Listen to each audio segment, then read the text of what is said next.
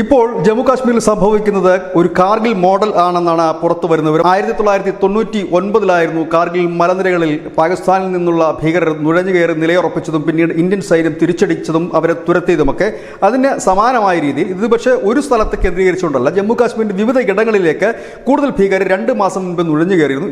ഇതിന്റെ ഒരു ഇന്റലിജൻസിന്റെ വിവരത്തിന്റെ അടിസ്ഥാനത്തിൽ കഴിഞ്ഞ 2 മാസമായി സൈന്യം ഇവർക്ക് വേണ്ടിയുള്ള തെരച്ചിലുകളും ഏറ്റുമുട്ടലുകളും നടത്തി വരികയായിരുന്നു. ഇതിന്റെ പശ്ചാത്തലത്തിൽ കൂടിയാണ് പ്രധാനമന്ത്രി അടിയന്തരമായി യോഗം വിളിച്ച് സംശയാസ്പദമായ സാഹചര്യത്തിൽ കാണുന്നവരെ വധിക്കുവാനുള്ള ഒരു ഉത്തരവും നൽകിയിരുന്നു. ഇതിൻ്റെയൊക്കെ ഒരു പശ്ചാത്തലത്തിൽ തന്നെ കഴിഞ്ഞ കുറേ നാളുകളായി ജമ്മു കാശ്മീരിൽ ഓപ്പറേഷൻ നടന്ന് വരികയായിരുന്നു. കാരണം വിദേശത്തു നിന്ന് കടന്നു വന്ന ഭീകരരാണ്. പക്ഷേ ഇപ്പോൾ കൊല്ലപ്പെട്ടിരിക്കുന്ന 6 ഭീകരർ ജമ്മു കാശ്മീർ നിവാസികളാണ്.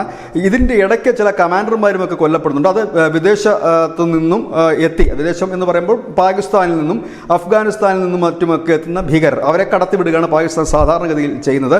അത്തരത്തിലുള്ള ഭീകരന്മാരുമുണ്ട്. അങ്ങനെ നുഴഞ്ഞു കയറിയ ഭീകരന്മാരുടെ എണ്ണം കൂടുതലാണ്. അതായത് 40-നടുത്ത് വരും എന്നുള്ള ചില മാധ്യമങ്ങളും റിപ്പോർട്ട് ചെയ്യുന്നുണ്ട്. അതായത് കാർഗിലിന് സമാനമായ രീതിയിലുള്ള ഒരു അറ്റാക്കിനാണ് ഇപ്പോൾ ഭീകരന്മാർ ശ്രമിച്ചു വരുന്നത്.